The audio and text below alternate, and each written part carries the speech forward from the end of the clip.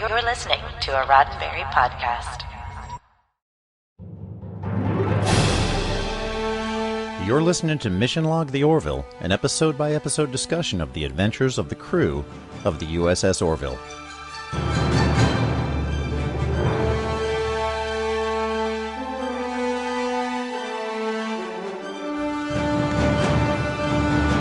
Welcome to another episode of Mission Log the Orville, a Roddenberry podcast, the show where we venture into the haunted house that is the USS Orville to look for messages, morals, and meanings, and to see if it aligns with the Roddenberry Star Trek philosophy. This week, we go into the Shadow Realms, the one where the crew explores space that the Krill won't go to. I'm Jessica Lynn Verdi. And I'm not going into those Shadow Realms if you're not going, even if the Krill are telling us not to. I'm not a horror fan at all. At any rate, I'm Mike Richards. Mission Log the Orville is a conversation that depends on your participation. Share your thoughts, ideas, and tell us what we missed at ML_the Orville on Twitter, Mission Log on Facebook. You can email us at missionlog-the-orville@roddenberry.com. And if you're watching this on the Roddenberry YouTube channel, hit like and subscribe. And remember, we may use your comments on an upcoming episode. So I totally didn't catch, I think someone in our chat when we were watching the pilot, that when Burke is talking to BJ Tanner, aka Marcus, about forgiving yourself, this isn't your fault, she was talking to herself. I didn't realize that she was dealing with her own survivor's guilt. So we do miss things. I miss things. And it was revelatory that someone did that. That was wonderful. That's a really good point. And all the more reason why y'all should be participating in our chat when we premiere the YouTube version of this podcast on Wednesday, 7 Eastern, 4 p.m. Pacific in the U.S. on YouTube. So join us, chat with us, get in the live chat, tell us what we missed, have some fun, yuck it up. It's a good time. Yuck. All right. Now I'm going to tell you what happened today. All right, now here's Jessica with the recap. It's time to go where no one has gone before. Okay, I'm sorry. That's the wrong show. But all the same, the Orville has been assigned to pick up Vice Admiral Christie in order to negotiate travel into the Kalarr Center, a piece of unexplored territory past Krill Space, which the tenuous treaty between the Union and Krill makes possible. And while the odds are pretty good that the Orville will be the lucky ship to make the maiden voyage, a distant look on Dr. Finn's face suggests that she is even further away than the Kalarr Center. Enter Vice Admiral Christie. So that's what was on Finn's mind. It quickly becomes apparent that not only was he a professor of her at the Union School, but he might have been something much more. When he asks Claire to dinner, she mentions that she has plans with her children, which surprises Christie. Paul. After a vague apology that is 25 years too late, Vice Admiral Christie leaves Dr. Finn to her ice throne. During a soiree with the Krill, Finn grabs Bottle and Kelly in order to have their own commiseration party, leaving Ed to awkward and tension-filled Krill interactions. Halfway through Girl Talk, Dr. Finn lets Kelly know that she has history with Paul. He was a professor, she was his student, they were married, and then they were divorced. It's not that she wasn't heartbroken, but it's been so long that she now looks on it as something she had to go through. The Krill are ready to grant passage into their space under many conditions, including a strict and monitored flight path, to which the Vice Admiral diplomatically agrees to. When it's mentioned by Ed that they're interested in exploring the Expanse, quote-unquote, the Krill are taken aback. The Oncala warns of demons that possess anyone who travels there, and thus they are forbidden to go. When the Vice Admiral is adamant about exploring that sector, the Krill ominously tell them that they will not stop them, but they will also not save them. The decision, though not straightforward, is made to continue with the exploration. While enjoying a nice solitary dinner at Muska's, Christie ambushes Claire. She is polite despite his obvious agenda. He reveals that he still has their wedding ring, and when he asks if she still has hers, she instead tells him that she doesn't want to overuse a digging metaphor when it comes to their past relationship. He slips the ring on his pinky and tells her he'll just wear it for luck then. Next on his hit list, the Admiral seeks the advice of Isaac, knowing that he and Claire had also been intimate. He asks for advice and some knowledge on Claire, and it becomes clear that not only do they share past love, they share a heartbreak. It's time to go where no one has gone before. I'm sorry. Captain Ed Mercer of the Orville addresses the crew and says that the Force may be with them, and they're off. Kiali receives a distress signal directly in the Forbidden Expanse, and they head to see what's up. But seeing seems to be the problem. The Expanse is a starless void that the crew enters trepidatiously. Not long after they encounter what appears to be a gigantic and frightening space station, Ed, Kelly, Tala, Claire, Christy, and John Lamar head to the spidery-looking thing. A hatch opens up as though welcoming them into a haunted house, and Ed commands them to move in.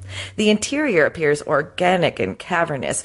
No life signs are present as they search the ship. The walls are almost living but made of some type of alloy, and Dr. Flynn warns Kelly against touching anything. Lamar finds a beacon that acted as the distress signal. Ed and Christy find flower lights, and Christy gets a closer look. Like the idiot he is, the flower opens, and it almost seems to breathe on him. Back on the Orville, during their analysis, the Admiral falls to the floor, and when he's turned over, he doesn't look so good. His DNA is being rewritten, and eyes are growing on his forehead, and whatever contaminated him was missed on their bioscanners. So they head back to the living station, but this time in spacesuits, and get a sample of the flower breath. The beacon has changed its tune and is now broadcasting signals to their location. Next thing you know, Paul escapes medbay and the systems of the Orville are shut down completely. Isaac and Bortus head to engineering. Claire goes to check on her kids, leaving poor Nurse Park all alone. You know, because someone has to die first. It would appear that the Admiral's DNA has been completely rewritten. Ed, Tala, and John attempt to dock manually as they head to the ship.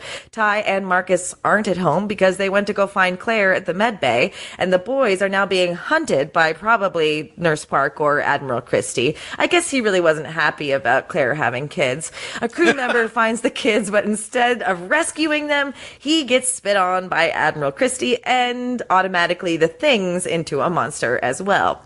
Marcus and Ty run and find Mom, thank goodness, because these boys have been through enough.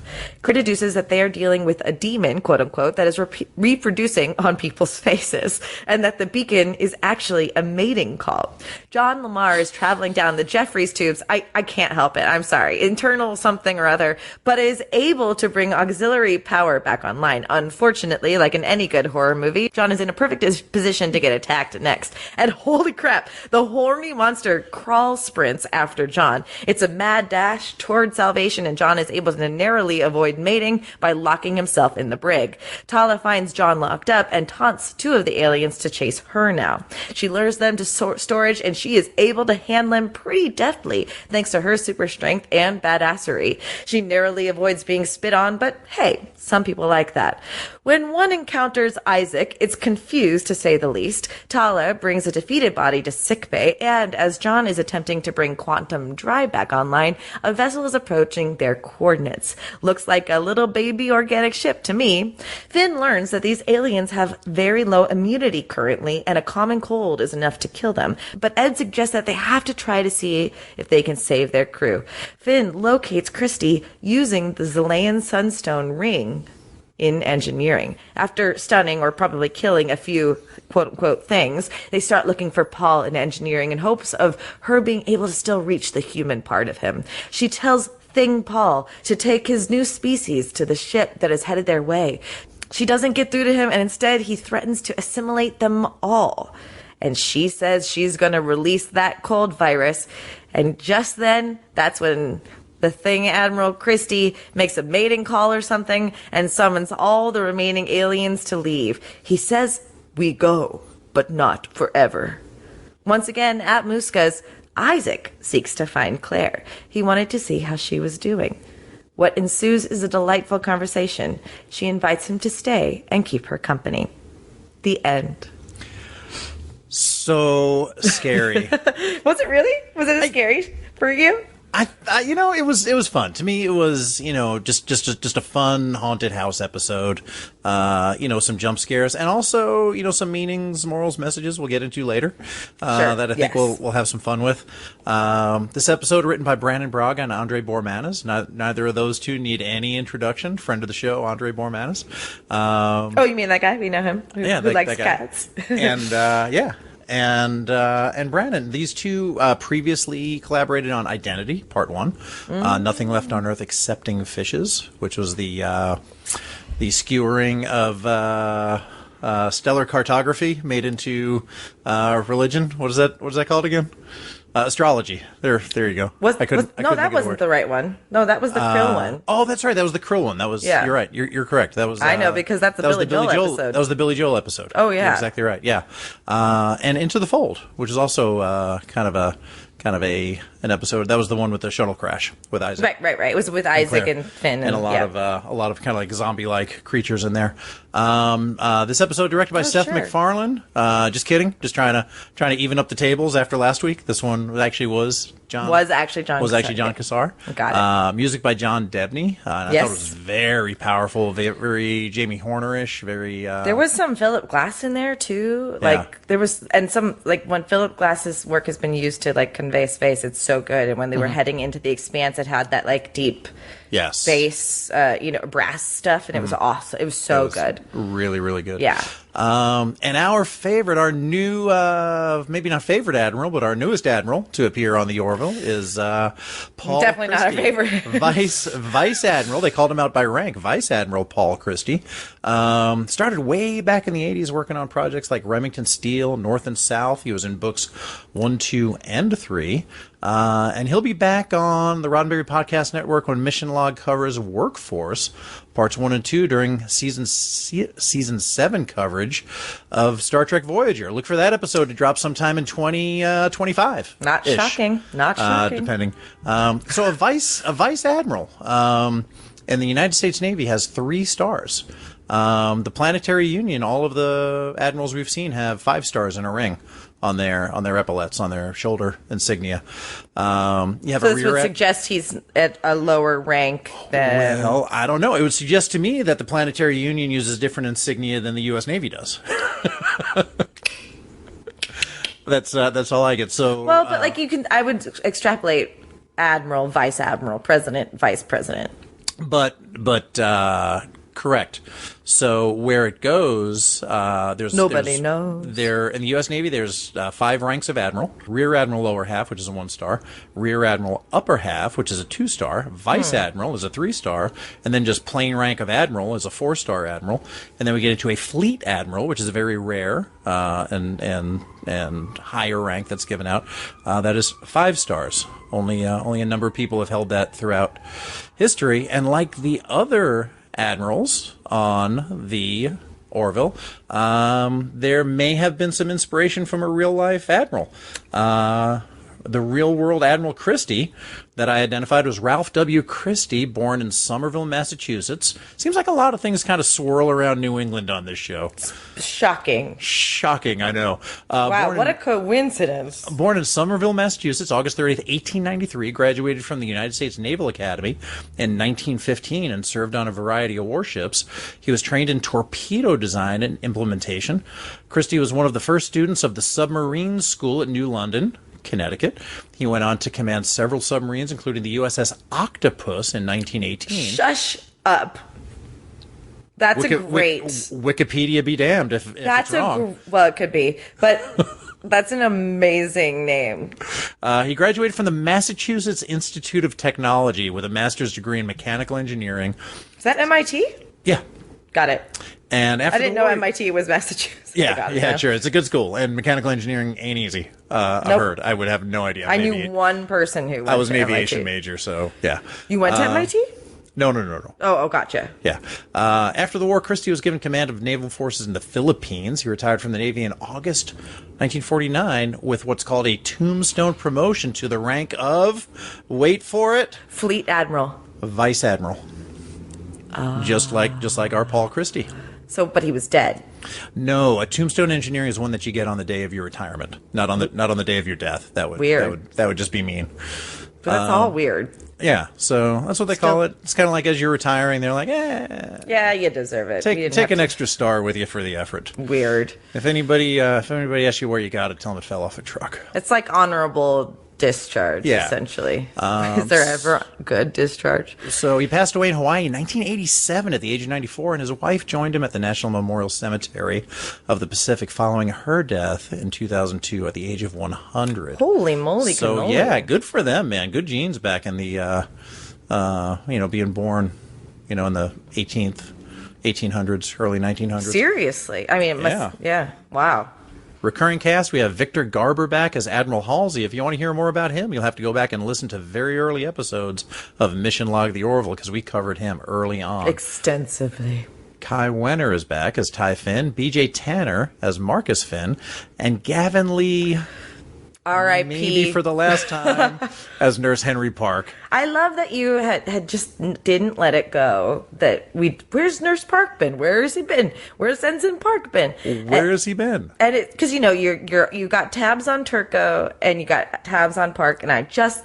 And wasn't there an Ensign Parker early on who we loved very, very early No, I think on? it was him, wasn't it? Okay, Wasn't yeah, it? there was definitely Nurse Or Park. no, there was another guy too. Yeah. I think you're right. So maybe I'm conflating the two. However, when I have my first, recurring character on a TV show, we love people like you that keep an eye out for us. So that's a good thing. It's very nice. But unfortunately, well, you know what? We may see him again. As one of these aliens. He's not dead as long as we remember him. Oh, sorry. Yikes. He may not be dead at all, and maybe they can reverse engineer some kind of like DNA unrewriting, like a DNA Control Z sort of of thing. Because I think in Genesis, the TNG episode, is that right? Right. They were also able Brandon to Braga.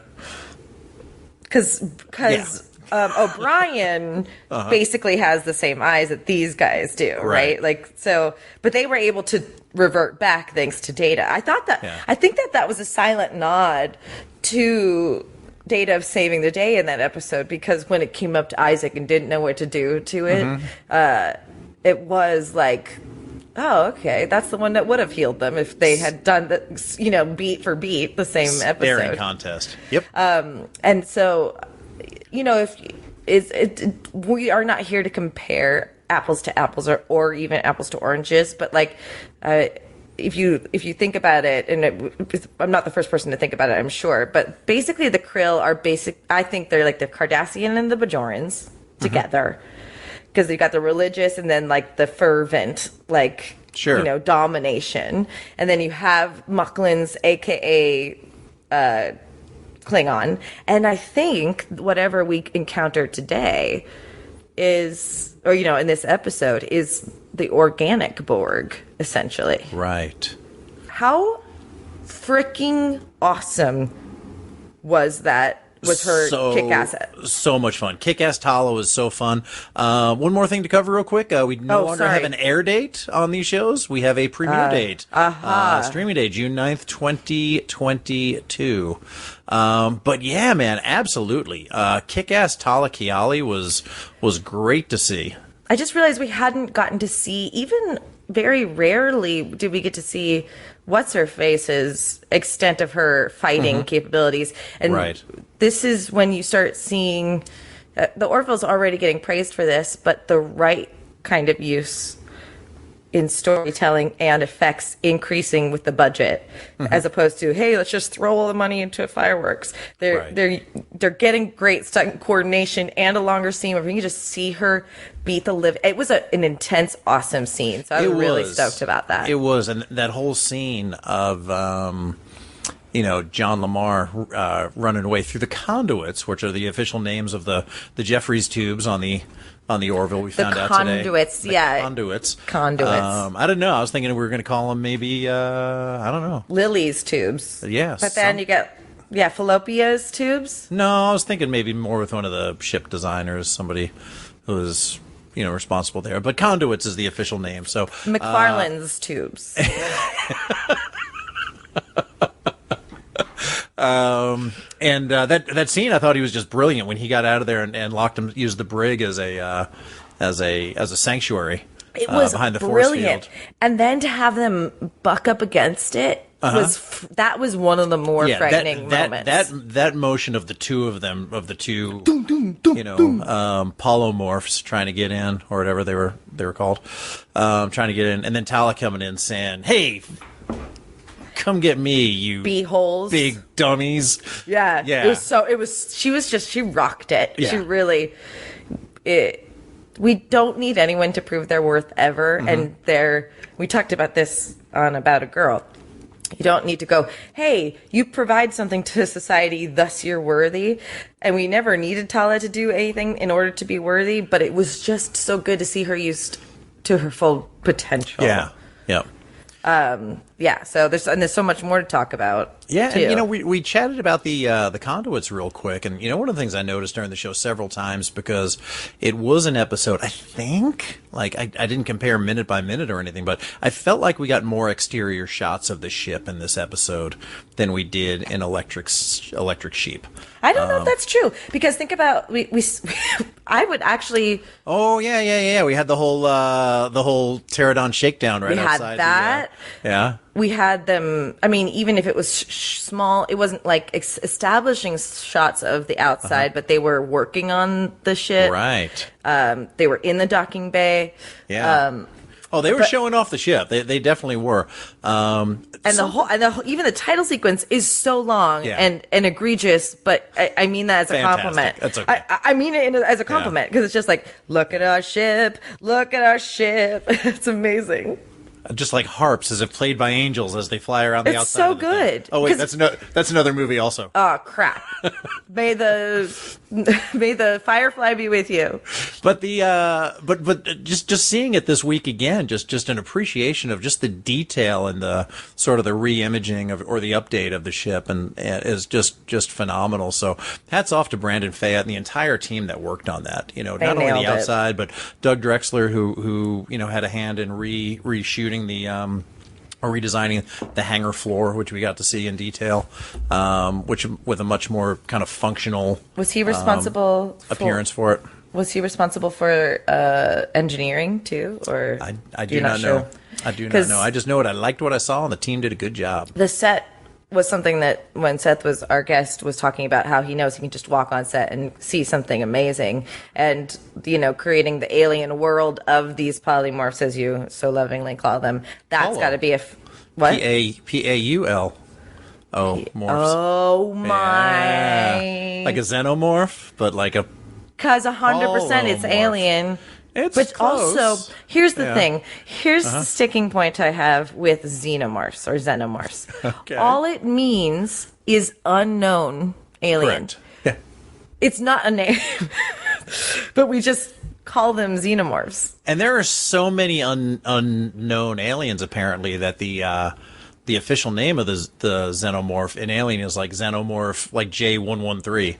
I see. Okay, so they haven't lost sight of that. So they recognize that. But a lot of people think that that's the race. It's not the race. It's a descriptor of what we don't know. So these are definitely polymorphs. Paul Christie morphs. Paul Christie morphs. Yes. See, that's why they put us together. Good job, dude. That's because we make what we do better. That was great. Speaking of Admiral Paul Christie, man, is he Claire Finn's type? Like, I totally agree with the forbidden fruit. Yeah. I think that was the draw. Yeah, so the forbidden fruit thing from her edge. But from his end, man, to me, that's just abusing, teacher-student relationship. Honestly. Yeah, so I watched this episode with my boyfriend who was like, that's creepy. Was he? And as someone who loves a good professor or two, or loves a good boss or two, I have in my time, I would tell you it's not creepy, because there is something sexy about somebody that's above you. There is. But yes, there can be the issue of taking advantage of the position that one is in. Right. And so I'm not saying I like it as an excuse for it to happen, but the line is very, very blurred and often taken advantage of. Yeah. So even if Claire Finn at 25, or if she's a medical school student at 28, graduates and makes the conscious And he was young decision. back then. He was probably only like 60. Yeah, no, he was doing I'm not. Hey, when you're a professor or a senior, it doesn't matter how old you are. Yeah, no, I know, because in the world of flight instructing and different dynamics that happen in my field. Sure. Those kind of things happen, but man, it's kind of up to the person who is in charge to not go there. And we know why, because it is so often abused. Is my point? Yes, because whether you know it or not, you have undue influence on the other person. Mm-hmm. Whether you know it or not, there's going to be something in the back of Claire's mind, or any person's mind of, will this affect my grade? Will this affect my ability to get through medical school? Will this, have detrimental effects if I don't go along with it? It's going to be there. It has to be there, consciously or subconsciously, and it's up to the person in charge to just avoid that situation. Yeah, I agree. And maybe I'm where fun goes to die. I don't know. But that's just kind of what I've come to learn over the years. I'd rather the world. Well, no, and that's it. That's just it. It's application of learning that this situation doesn't always play out well, and more often than not doesn't. So I guess all I'm just trying to offer is I've been there, done that, kind of, or I can see the draw, and so it is we all want to try something that we're not supposed to, but the world does need more of you guys, and you guys are out there, but that go, I don't think that's good. Yeah. At the very least, it was good that they addressed that's weird that you did that, as opposed to just straight up condoning it. And we are looking at one of the most pragmatic people on the ship. So that's what I'm saying. Even if she is 28 and aware, she's still 28 and hot for teacher. And I liked her description of, I kind of look at it now like I'm looking at a daughter. I kind of feel bad for her, but I knew she had to go through it to learn what she needed to learn. That was a really good perspective. And I think I could definitely probably look back at some things I've done in my life as, I was a kid and I had to do that to get to where I am now. So I think that was good advice. But then that is the problem, though, of especially if there are women who are in power too that take advantage of their younger. Oh, I've been taken advantage of. I mean, I'm kidding. I haven't been. But some people have. Yeah. No, don't be sorry. There was a congresswoman who had to step down because she was dating one of her interns or something, and because she said if this were a man and they found out about it, we would want them to step down. So it definitely these disparities exist in all forms of relationships, but when someone is younger than the other, the one who's older has to use a little bit better sense. Yeah, and I would say younger, older, definitely has a role, but in a position of power or a position of influence over the other one, that's really to me where the line gets drawn. Totally. Yes. I think we can get into it in a whole different way, but I agree with you. I think I'm picking up what you're putting down, Mike. Okay? All right, good. I appreciate it. But man, he just seems like an old man with regrets. I bet he reminds me of the kind of guy, and I think anybody who spent any time in corporate America or even in academia, knows the kind of person that just spends their whole life self-promoting. And they just, there's no relationship is important enough. They're just, they look good. They're the life of the party. They're always holding court. But, at the end of the day, that leaves you kind of empty because you don't build the kind of relationships that hopefully you should be building along the way. And I think that's what he kind of regrets at this point in his life and is looking back. He has a whole brood. Yeah. So he's not going to be alone anymore. I would love... I think I've known my fair share of dudes that are on that trajectory, are on the other side of that age. I don't think it's an unreasonable way to live through life, but I do think some people and there's the stereotype, and it exists for a reason, that some dudes circle back around 10 years later and go, I made a mistake. There's a great... it's the most random. That's why they don't call it Facebook. They call it, girls I went out with in high school and think I can go out with again book.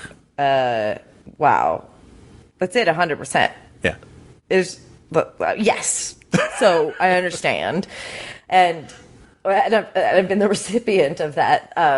There was a Jason Sudeikis and Ashley Olsen TV movie or film, and And Ashley Olsen says to Jason Sudeikis' character, well, he changed for me. You know, he was the guy, he changed for me.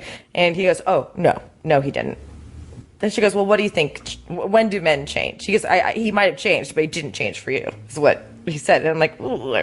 And she said, well, when do men change? And he said, usually when it's too late. Oh, my gosh. That's... Now, there is also the stereotype, too, is like some of those guys that are lonely or like kicked around and playboyed it up.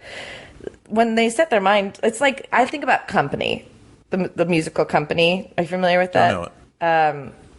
Sondheim, where it's basically everybody that are in couples, whether happy or sad, are telling this 30-year-old bachelor, which is funny to us now, that you should start thinking about settling down. But instead, he's got 3 chicks he does the runaround on. And it's just basically an exploration of relationships. And there's an amazing song at the end called Being Alive. And he's trying to work through why would you want somebody to be there. But I think what always bothered me about that, and this is the romantic side of me talking, is he just was open to finding a relationship now, so he was just going to find one, as opposed to he could have already passed the one up. But we can meet people along. Anyway, I don't know what exactly I'm saying. It's a little. Sometimes men's approach to love is so unromantic that it bums me out. Thus the conversation I was having before we recorded today. But yeah, it's true. And I heard an adage that, men marry women hoping they won't change. Women marry men hoping they will. Yikes. We're both wrong. We're both wrong. And how about this? Men marry the woman who's there when they're ready to get married. Like, these are things that I've been told. So it's not like they're married. And you're totally right. Like, if you're going into a relationship, and I'm speaking to the stereotypical woman, I'm sure there's people that on either side of the gender, non-gender sides of things that go into relationships hoping people will change. If you're going into that looking at the person and saying this is what they are, but I want them to be different, that's on you when they don't change. And, amen, sister. And then if a person's hoping that my boobs won't sag over time, then that's their problem. Mm-hmm. You know what I'm saying? Listen, I don't know how many messages, morals, and meanings there are in this episode. We're not even in that part yet. We're just in the fun part still. So. Well, no, I know. Oh, are you still in the fun part? Okay, we're great. Still in the fun part. So I also, I was visibly kind of, shook it. Yeah, just sort of, pukey when Claire described Paul as somebody who just wanted a smiling face to come home to, right? A bed warmer. He didn't want a partner, which is amazing. I mean, I was lucky. My parents had, what has been referred to some time ago anyway as a democratic relationship. They were both very equal. It was flat. They were even. They were co-partners. There was no, kind of hierarchy between the two of them. And I think for a couple that got married in like 1957, that was probably pretty progressive. So that's always kind of been my model for a relationship is, two people, hand in hand, walking next to each other, ready to, take on things as partners. Support each other, obviously, as needed, but not, a follow me kind of thing, or a I'll tell you what to do, or, oh, she's the boss, Mom ain't happy, ain't nobody happy. I just got to cower in my little, place over here. Like, none of that is good. It should be a partnership, in my humble opinion. That does depend on someone's willingness to be healthy and independent at the same time, and be willing to ask for help. And I know that they're out there, and it's proof that, but like of your parents and also other people that are pretty well adjusted, there are good relationships out there. I'm so curious where they got that notion, and some people just got lucky by marrying the right person with whom they felt equal to, Yeah, I'm not really sure. I know I have my latest wedding toast though. Oh yeah, Salatalo Kavespa Koloi. Bad. That would that not make a great wedding toast now? Okay, bad. Sorry, I take it back. Nolite te bastardes. How about that? You and me were going to be the highlight of the show. That's it. So, man, that scene between Isaac and Admiral Christie, when Admiral Christie goes to Isaac for advice on Claire, while funny and, sort of, this episode had some good jokes, some good yucks. But Isaac's delivery of, do you also find it a challenge to process her daily absence? Are you suggesting? I know. Oh, my God. I know. So good. They are really making us root for Isaac. Yeah. And again, Mark Jackson with such limited tools to emote. Mm-hmm. Just hand gestures and a little tilt of the head, and he gets it done. Mm-hmm. Amazing to me. And I love watching his just fingers? Small hand movements. His what? Fingers. His fingers do small little gesticulations forward sometimes, and it's like, and I'm sure if you were to ask him, he's the way his fingers move is how he processes things. I would imagine it's 100%. fascinating. That's great what acting. He's got hand and finger movement and just a little bit of a head tilt, and he works it for everything. That it's really proof for. that you don't need to do a lot in order to get your point across. You know what I mean? There's a great acting adage that blew my mind when I learned it, and it's no, don't show. Like, if someone were to ask you to act right now and say, look at the clock to see what time it is, you're gonna look at the clock and be like, ooh, 1, 2, 3, 4.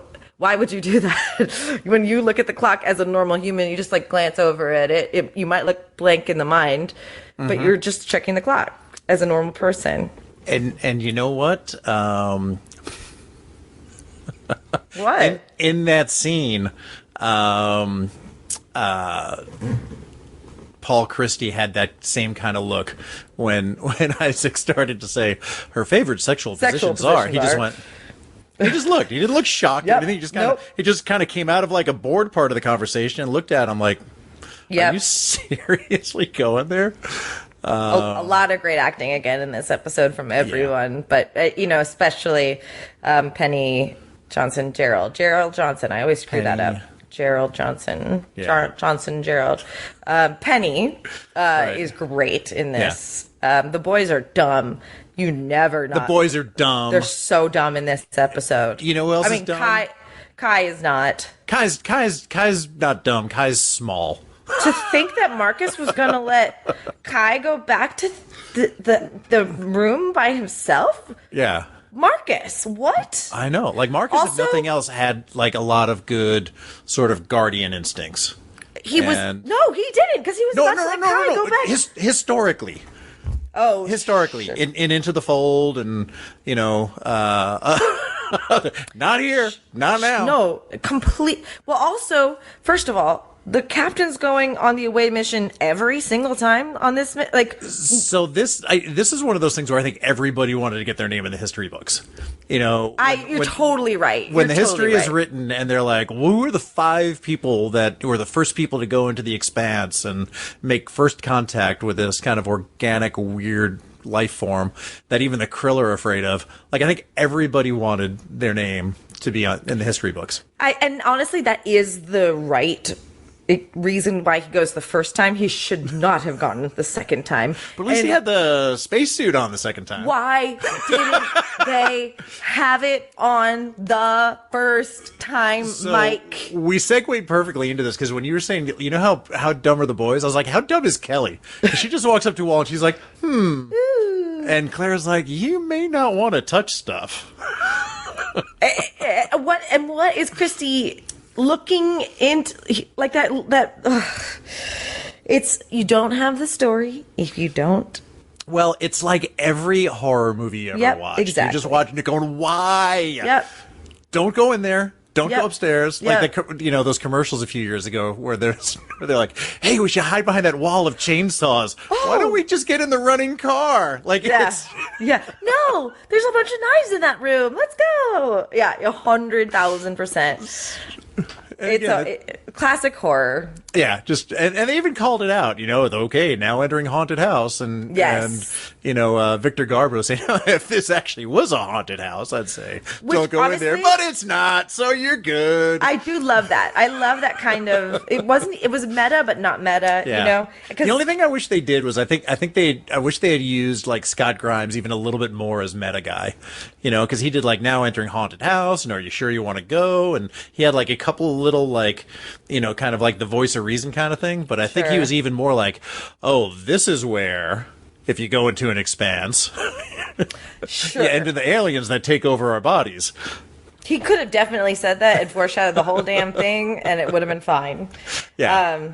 But I think also there is a point where you can be too glib, and I think they wanted to throw back in some humor to remind people that the show can have that, but also not hit us over the head with it. Yeah, and it's it's a technique. I mean, this episode hit on a lot of tropes, and it was definitely fun, done in a fun way. But at the end of the day, there are some good meanings, morals, and messages that we want to get to eventually. But yeah, a couple of fun quips. It's a big cast though too, so it's amazing how little we've seen in 2 episodes out of Kelly, Bortus, Gordon. Yes. They haven't really had much to do. No. So hopefully we'll get, like I said, it's a big cast, and we got 10 episodes to kind of squeeze as much out of everybody as we can.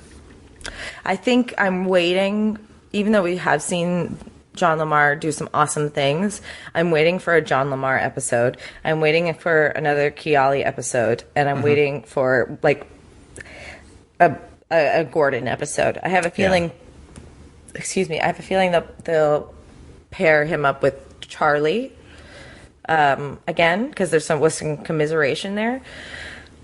But I think we need a Jamar. I love calling him Jamar. We need a Jamar-centric episode. I've just been waiting for it. Yeah, he's it's been a while since he was in Majority Rule, which right, yeah, which was definitely a lot of fun. So you referred to this in your recap. I noticed that you used the word that the polymorph escaped sickbay. Claire also said before he escaped sickbay, and I was like, oh, is that how you're selling it, Claire? He escaped sickbay? Like, don't you have to be like restrained or like? Or why like wasn't locked he up quarantined? Somehow to escape? Like, no, he didn't escape. He left. He left. he could go. Out of sickbay. And who paid the price? Nurse Park. And others. That's blood on Finn's hand. That definitely is. He wasn't in a bubble. He should have been in a bubble. Should have been quarantined. Should have been. He had eyeballs on his head. Yeah. Multiple, like head. More than 2, yeah, more than 2. Did you recognize the random red shirt in what I think was the mess hall? I did not. Yeah, no, I was like, oh, who's the random red shirt? I bet that's a new recurring character. Oh, and he's dead. Yep. Oh, and he has a name, Lieutenant Woodson. But he's kind of dead. Maybe not. I don't think we'll see him again. Probably not. But yeah, his inability to believe children got him where he is today. That's right. Believe children. There's no one here. And that was actually a very cool Jurassic Parky scene. Yeah. I liked that a lot. I also liked the, there's, and I don't know if this is intentional or not, but I tend to think that very few things are unintentional on the show. The Chilean sandstone. Yeah, Sunstone. I just could not help but think of Star Trek Beyond when Carl Urban, as Dr. McCoy, was like, you gave your girlfriend an alien tracking device. I forgot about that. You gave your girlfriend radioactive jewelry. That was not my intention. However, you gave your girlfriend an alien tracking device. That's incredible. That's exactly right. Oh, what a good trope. Hey, every once in a while I get to contribute something. If it works, you've done pretty well so far today. But if it works, it works. All right, you ready to start talking about the serious part of the show, which I think we've somewhat been doing? Let's do it. All righty, we'll see you on the other side. Bye.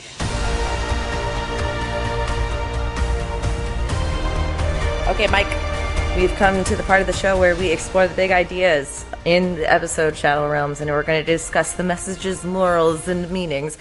And we're going to discuss whether this episode aligns with the Roddenberry Star Trek philosophy. Now, there is a lot to digest about this episode, right? There really is, and there are a couple of, sort of serious, I think I'll go with quotes from the episode that I kind of wanted to unpack a little bit. The first one being when Claire said, I read this in a really old book. So, of course, I went on a fruitless hunt for this really old book that I couldn't find. But it really? I couldn't find the quote anywhere. So maybe the really oldness of the book was like the 22nd century or the 23rd century, just not the 24th or I guess they're in the 25th. Right. It is only with greatest care that memory can be kept from becoming a prison or a gallows. And Kelly said, yeah, I can get on board with that, or something to that effect. Because, the past, man, it always seems better than it is. And maybe it was better for, in some things, but you kind of distill those memories down to the good parts, and you're younger, you're hipper, you're, less, maybe less encumbered by, mortgage and knee pain and things like that. And the past seems great. And if all you're doing is thinking about it, man, you're missing out on life because all you have is right here, right now, today. That's it, right now, this second. Once you lose it, it's gone. We just lost that second. It's gone. I enjoyed the hell out of it, though. You could. You nailed it. That was a great instant. But I don't want to dwell on it because it's gone. Yep. The surefire ticket to depression is dwelling on the past, and it's as someone who has done that and experienced depression because of that. What I didn't even realize I was doing that. I was ruminating and rose-tinted glassing it and stuff like that. It's hard to recognize when you're doing it, but when you start going, oh, right now sucks, or whatever, I wish, those kind of phrasings usually are a good tip-off. And it kind of dealt with what they dealt with in the last episode from last week. Yeah, it did. You don't, so like we're dealing with the past in this episode. Isaac is unable to see the future, so he's having anxiety and trying to control the future. Right. Not thinking things will change. Right. So there's many different ways to unwellness. The thing that's strange about this, though, which is I think what makes it a challenge, and just like anything, a practice in life, because like mental wellness is a practice as opposed to a state of being. It is like working out. Like what is your mental health regime, like your physical health regime? And that doesn't mean you can't all of a sudden succumb to it because of a trigger too. You know what I mean? It's Correct. Not any indication. You can't help but get physically sick. Like you can't help but from suffering from mental illness. 100%. Yes, exactly right. I think I lost my train of thought. However, you've hit the nail on the head. We're all doing our best. If we can try our best to maintain a healthier sense of self, then we're going to do it the best we can. Yeah, and I'm going to piggyback a little bit. If you don't listen to Mission Log, the podcast, which covers each and every episode of Star Trek, I encourage you to do so if you're a fan of that series. And I'll piggyback a little bit on something Norman C. Lau said as a fan of Babylon 5, where he quoted a line that said, the past tempts us, the future confuses us, and we spend our lives on this narrow slice of time. And I'm kind of ad-libbing here because I can't remember the exact quote, but our life is kind of wasted away being, reminiscent of the past and nostalgic about it and fearing the future. And if you just kind of go through your whole life like that, it just becomes wasted. So you reminded me what my point was based off of that. It's what's hard to not get caught in the trap of looking backward too is at a certain point up to the moment you die, everything that's happened to you in this life is nothing but a memory. Right. And yes, that doesn't mean this that's why it's the practice really is being in the moment. That's not easy to do. Even Buddhist monks can't do it. If you were to try to meditate right now and count to 5 and clear your head of everything else, the second you think of something you have to start over again, you'd have a hard time getting past 3. It's amazing how quickly your brain will go to just fill the void. But that doesn't mean you're failing at being in the moment. It means you're practicing being at the moment. That's a really good point, and as far as, the ruminating or thinking about the past versus the present, I read something the other day that was just sort of like one of those like top 10 things that'll blow your mind. And one of them was like, you and your best friend will not be able to attend each other's funerals. It's like, that's sad, right? Because one of you can die first, or if you die together, you can't go to either one. Anyway, Jesus. But that's a little bit, a little bit morbid, but it's things that maybe we don't think about. That's how I think about that crap all the time. It's pretty effed up. But another thing that is said to think about is that we spend so much time thinking about the past and how we could have done things to affect the present, but we hardly ever think about the present and the effect that it will have on the future. That's an impactful statement right there. It's a really succinct way to explain quote unquote manifestation, which is a really triggering word for some people. Because it's like, oh, of course you can manifest the things you want, but really in reality what it's referring to is how your mindset, your subconscious and conscious mindset, creates the reality that you deserve or want. And if it's negative, it's going to potentially give you that negative feedback. Oh, it's almost like we're talking about New Thought again. THOUGHT. Which still blew my mind. Anyway, as you can see, I'm losing light. So let's run down the gallows of this. Alrighty. So unmarried men look younger, feel older. I don't know. I'm married, so I am aging on the outside and the inside. You got a baby face. You look your age, if not younger. So. I appreciate that. So Thank you very much. You get it. You get that compliment. Yeah. I think it makes sense that might be somewhat true because men who tend to George Clooney it are really good-looking, baby-faced dudes, Yeah. And then they get hit by the reality stick and they're like, I'm lonely. And again, not all of them do, and it's okay if they don't. There's all sorts of lifestyles. If I hear the phrase ethical non-monogamy one more time, I'm going to puke. But at the same time, it is a nicer way to say, I don't want a relationship. Would you like to be my sex partner? And so I don't know. I think they probably do feel older because there's a lot of emotional juggling that they're doing and a lot of compartmentalization. And again, this is really gendered speak and really, I'm sure there's women out there who feel the same. I'm sure there's non-gendered people who feel the same. But, my experience. There's just people. We're all just people. Yes, but but stereotypes are also stereotypes for a reason too. Right. That's all. I like the couple of there were 3 or 4 different sort of science-y quips in the show. Ed Mercer saying, do you have any direct evidence of these demons? Which was nice. It is written in the Ancana. That is all the evidence we need. Right. He said all supernatural legends have a basis in the mortal world. Right. Kind of makes sense that there might be something out there that gave him these ideas. And he even said later, demons. That's what this would appear to, a highly religious group. And in a weird way, that's Ed / Seth / Kalarr being accepting of how people get to their frame of thought too. Yeah, because it does have basis and things. It did. It definitely seemed like they were more accepting of the Krill religion and then i.e. religion in this episode than maybe they had been in the past. Where they were like, hey, this is how they deal with things. This is how they explain things. This is how things seem to them. Well, I would counter that with maybe they wanted to understand their religion, and that's why they wanted the Ancala. And yes, they maybe judged it before, but you're even quick to point out we have those mid-episode answer and question sentences where it's like, are we doing the right thing? Who are we to say morality? Yeah. So what we're really seeing, which is not really a common practice, is trying to understand where the other sentient life is coming from. And now that they had some time with the Krill, understanding has been bridged a little bit, right? So they're a little more patient with their dogma even. Right.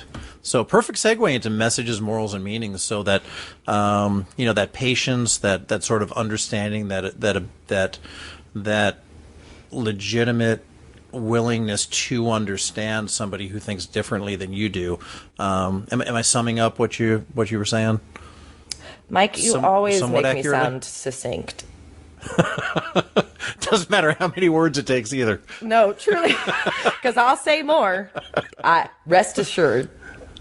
But yeah, at the end of the day, I thought this was a really fun haunted house episode. With one major difference, man. The good guys didn't kill the bad guys at the end of the show with a pithy one-liner like, here's your courtesy tap, mother. Or... Oh, yeah, right. Yeah, the Russell Crowe joint from a couple of years ago. Wow.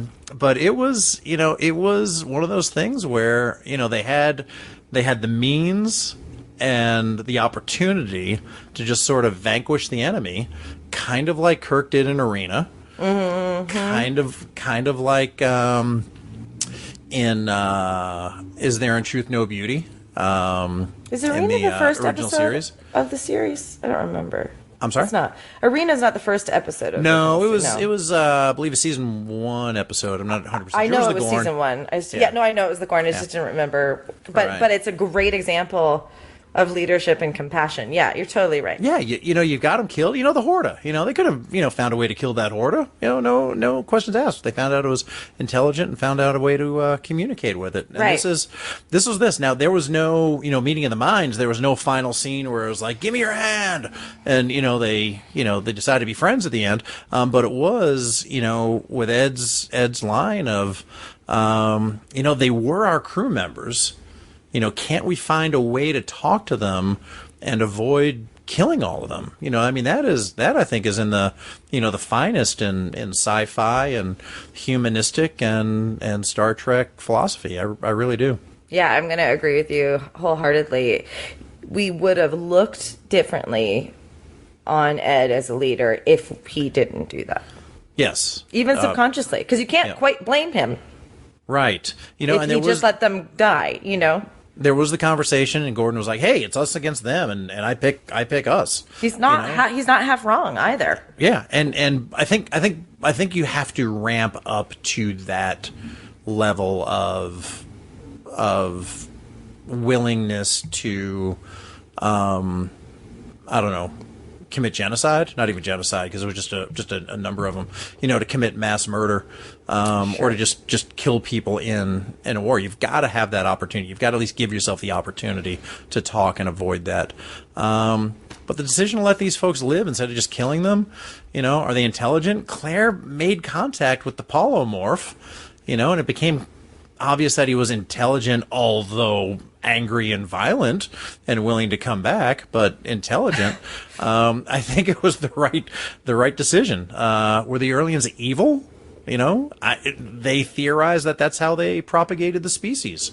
Right. That it was, spores that, infected people and created these polymorphs. Right. Polymorphs. So funny. But it reminded me of a line Peter Capaldi delivered as the 12th Doctor. When he was asked in one episode if he thought the universe was evil, and his reply was, hardly anything is evil, but most things are hungry. And hunger looks very like evil from the wrong end of from the cutlery. Or do you think that your bacon sandwich loves you back? Yeah, I saw that when it aired, 5 or 6 years ago, maybe longer than that now, and just I actually wrote that line down because it just struck me so hard. It's that, hey, not evil, but survival instinct is pretty darn strong. And I think this kind of decision holds up, very well with, things like the Corbomite maneuver when they went back to help a guy that had, for all appearances, looked like they were trying to kill him, and countless others. Right. So I vote yes as far as holding up to the Roddenberry philosophy, and I like the messages, morals, and meanings, even though this was, in truth and in fact, kind of a fun haunted house episode. They still were able to work a good message into it. There was still very good messages. And Jessica, the romantic, broken-hearted girl, also got her fair share of, hey, if I'm going to end up like Dr. Finn, I'm going to be okay. So yeah. And how'd you think of the that last scene? Was that earned? Was it appropriate? Was it? I ship it. I ship it so hard. Yeah. I ship it so. But you ship, but I have heard you in the same conversation ship Ed and Kelly, Ed and Tayala. Is that her name? The Krill woman. Oh yeah. Yeah. I'm not saying that I do. Okay, you know what? I want them to F again. That's what I really want. Yep. Mission Log the Orville is produced by Roddenberry Entertainment. Technical production by the irreplaceable Earl Green. Our website and your opportunity to comment and connect with us and share your ships is podcast.roddenberry.com. If you'd like to support the show, you can do so at patreon.com/missionlog. This gives you the access to the Mission Log Discord, where hailing frequencies are open on Wednesday nights at 10 Eastern, 7 Pacific. We discuss the latest episodes of The Orville New Horizons and Star Trek Strange New Worlds. Join us next time on Mission Log The Orville as we discuss The Orville New Horizons Mortality Paradox.